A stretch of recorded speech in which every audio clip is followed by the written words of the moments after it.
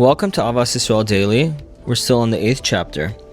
It all begins at home. The Beis HaLevi quotes the teaching of our sages that one must be humble to all people, and even more so to his own family. Many people are renowned for their wonderful acts of chesed or the organizations they head. But how about at home?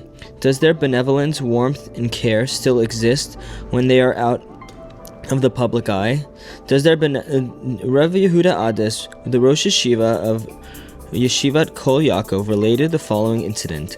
When Rabbi Ades was in his mid-40s, a friend asked him to join him in going into Gullus, exile. Many Gedolim of Yorn would go into a self-imposed exile. They would leave their homes in their position to go to a town where nobody knew them. They would sit unknown in a shul, go from house to house asking for meals, and spend their time learning and connecting to Hashem, without being respected as they would have been had they been identified as prominent rabbaim. This friend wanted to take a few weeks during the summer vacation period to travel anonymously. He thought that this was a way for them to become closer to Hashem. Rav Ades responded, "You don't want to go into Galus, you want to go on a picnic. It's much easier to go into Galus than to stay home and deal with your family responsibilities. You just want a vacation." People don't realize that you can experience tremendous spiritual growth at home through overcoming the challenges of day-to-day life in your own household. Many years ago, I took a group on a trip to Eretz Yisrael.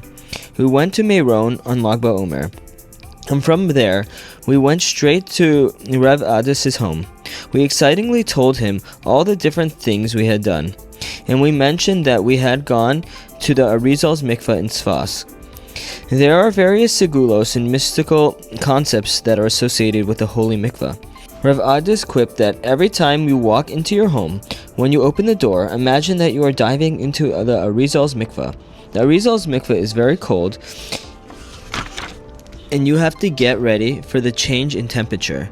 You brace yourself for it because you know you are being elevated to a higher level. Likewise, every time you walk into your house, there are challenges and difficulties. You walk in with a smile and keep your composure. You are diving into the Arizal's mikvah. Thank you, and we'll continue tomorrow.